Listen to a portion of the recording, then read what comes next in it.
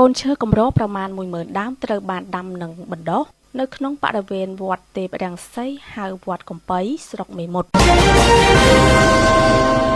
ដើម្បីចូលរួមចែករំលែកក្នុងការលើកកម្ពស់បរិស្ថាននិងការអភិរក្សពូជឈើកម្រនៅក្នុងមូលដ្ឋាននាព្រឹកថ្ងៃទី 12 ខែកក្កដាឆ្នាំ 2026 ព្រះគ្រូទេពរាំងសីអុកស៊ីននឿនព្រះរាជាគណៈថ្នាក់កិត្តិយសព្រះវិន័យធម៌គុណខេត្តព្រះអនុគុណស្រុកមេមត់និងជាព្រះចៅអធិការវត្តទេពរាំងសីហៅវត្តកំពៃ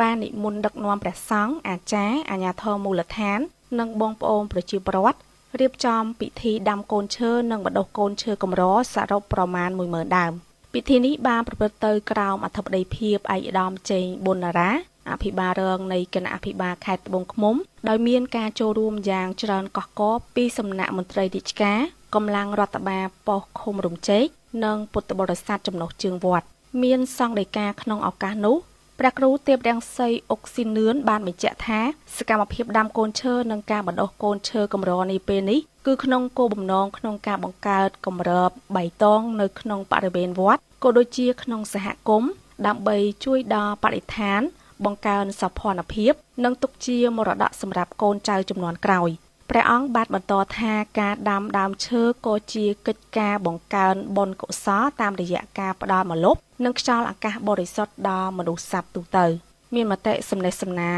ឯកឧត្តមចេងប៊ុនណារ៉ាអភិបាលរងខេត្តត្បូងឃ្មុំបានថ្លែងនៅការកោតសរសើរនិងវិយតម្លៃខ្ពស់ចំពោះគំនិតព្រួយផ្ដើមរបស់ព្រះអនុគុណស្រុកមេមត់ដែលជានិច្ចកាលតែងតែយកចិត្តទុកដាក់ការងារសង្គមនិងបរិស្ថានក្រៅពីកិច្ចការសាសនាឯកឧត្តមបានបញ្ជាក់ថាសកម្មភាពនេះបានឆ្លុះបញ្ចាំងពីសាមគ្គីភាពយ៉ាងរឹងមាំរវាងវិស័យពុទ្ធចក្រនិងអាណាចក្រក្នុងការរួមគ្នាថែរក្សាធនធានធម្មជាតិនិងជាការឆ្លើយតបទៅនឹងការប្រែប្រួលអាកាសធាតុឯកឧត្តមអភិបាលរងខេត្តក៏បានអំពាវនាវដល់បងប្អូនប្រជាពលរដ្ឋទាំងអស់សូមបន្តចូលរួមដាំដើមឈើឲ្យបានគ្រប់គ្នាយ៉ាងហោចណាស់ម្នាក់មួយដើមនិងជួយថែរក្សាកូនឈើដែលបានដាំរួចឲ្យដុះលូតលាស់ល្អដើម្បីប្រែទម្រង់ខេត្តត្បូងឃ្មុំឲ្យក្លាយជាខេត្តដែលមានពណ៌បៃតងស្រស់បំព្រងគូបញ្ជាក់ថាកូនឈើប្រមាណ 10000 ដើមដែលបានដាំនិងបណ្ដុះនៅក្នុងថ្ងៃនេះរួមមានដើមធ្នូក្រញូងកកោះបេង